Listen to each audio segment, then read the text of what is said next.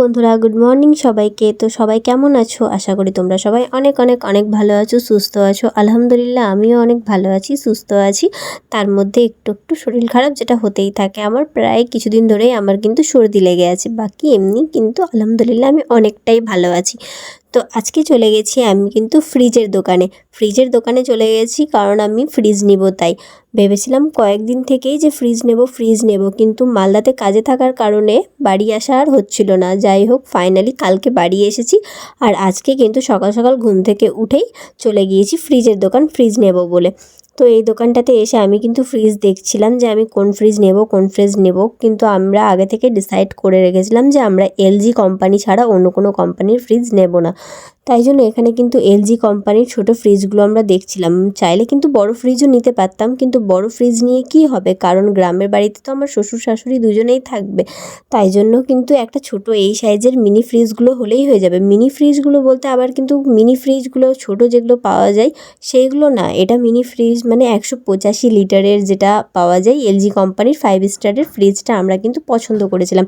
কিন্তু এখানে কিন্তু স্যামসাংয়ের আমার ফ্রিজটা বেশি পছন্দ ছিল, মানে স্যামসাংয়ের মডেলটা আমার বেশি পছন্দ ছিল, কিন্তু এলজির মডেলটা আমার সেরকম পছন্দ হয়নি। কিন্তু এলজি কোম্পানি আমরা নিব ডিসাইড করেই বাড়ি থেকে গিয়েছিলাম, তাই জন্য কিন্তু আমরা এলজিটাই পছন্দ করেছিলাম আর আমরা এলজিই দেখছিলাম। তো যাই হোক, এখানে কিন্তু আমাদের ফাইনালি একটা ফ্রিজ পছন্দ হয়ে গেছিলো। তো এবার চলে আসলাম আরও ভিতরে বড় বড় যেগুলো ফ্রিজ আছে। একবার মনটা বললো যে না, চলো একবার বড় ফ্রিজগুলোও দেখা যাক। তো এখানে তো দেখেই আমি অবাক, কারণ এখানে এতগুলো কোম্পানির ওয়াশিং মেশিন রাখা ছিল। ওয়াশিং মেশিন ছিল, কুলার ছিল, বিভিন্ন ধরনের ইলেকট্রনিকের যত যন্ত্রপাতি থাকে সব কিন্তু এখানে ছিল। আর বড় বড় ফ্রিজগুলো তো দেখে একবারের জন্য আমার ইচ্ছে করছিল যে না, যখন ফ্রিজ নিচ্ছি তাহলে বড় ফ্রিজটাই নিয়ে নিই। কিন্তু আবার পরে ভাবলাম যে না, বড় ফ্রিজ নিয়ে লাভ নেই, এখন আপাতত ছোট ফ্রিজটাই নিই। পরে যখন আমরা না হয় গ্রামে থাকবো তখন না হয় বড় ফ্রিজটা নেব। এখন আপাতত কাজ চালানোর জন্য ছোট ফ্রিজটাই নিই।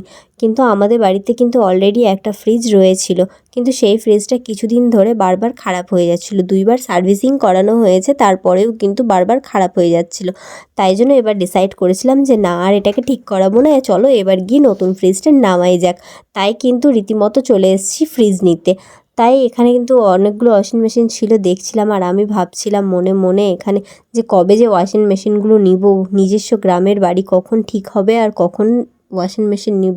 তো যাই হোক, আল্লাহ চাইলে কিন্তু সব কিছুই সম্ভব। তো তোমরা দোয়া করো আমার জন্য, আমি যাতে নিজের ইচ্ছেগুলো এভাবেই আস্তে আস্তে কিন্তু পূরণ করতে পারি। তো এই তো এখানে ফ্রিজগুলো দেখলাম, ফ্রিজগুলোর প্রত্যেকটার মডেল কিন্তু আমার খুব পছন্দ হয়েছিল। এই ফ্রিজটাও আমার কিন্তু খুব পছন্দ। মালদায় কিন্তু বাড়িতে আমাদের ডাবল ডোরেরই ফ্রিজ রয়েছে, কিন্তু বিহারে কিন্তু আমরা সিঙ্গেল ডোরেরই বিহারের জন্য ফ্রিজটা নিলাম। তো চলো তোমাদেরকে দেখাই আমি ফাইনালি কোন ফ্রিজটা নিয়েছি। কারণ এখনও তো যেই ফ্রিজটা নিয়েছি এই ফ্রিজটা কিন্তু এই শোরুমে অ্যাভেলেবেল ছিল না। গোডাউনে ফ্রিজটার অন্য কালার, রেড কালারটা গোডাউনে রাখা হয়েছিল। তো আমরা গোডাউন থেকে রেড কালারটা নিয়ে ডিরেক্টলি চলে যাব বাড়ি। তো তার আগে কিন্তু এই ফ্রিজটার দাম নিয়ে আমাদের একটু মানে এখানে কথাবার্তা হচ্ছিল, বার্গেনিং হচ্ছিল। কিন্তু এখানে তো ফ্রিজের দোকান, এখানে তো জামা কাপড়ের মতো বার্গেনিং করা যাবে না। ফ্রিজটার দাম বলেছিলেন কাকু 16,800 টাকা, কিন্তু আমি বললাম যে না, আমি পুরোপুরি 16,000 টাকা দিব। দিয়ে কাকুও বলল যে না, 16,000 হবে না, একটু বাড়াও, 16,500 করো। তো আমি বললাম যে না, ঠিক আছে, আপনারও না আমারও না, তাহলে আপনি 16,300 টাকা নেন। তো দেন এখানে 16,300 টাকা নিয়ে কথাটা ফাইনাল হয়ে গেল।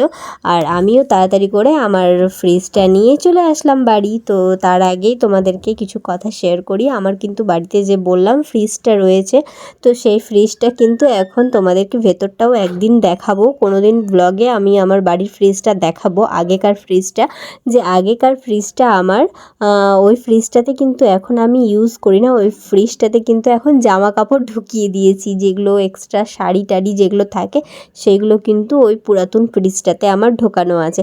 আর এই দেখো দোকানটা কিন্তু ছোট জায়গার মধ্যে এতগুলো মাল স্টক করে রেখেছে, আমি তো অবাক।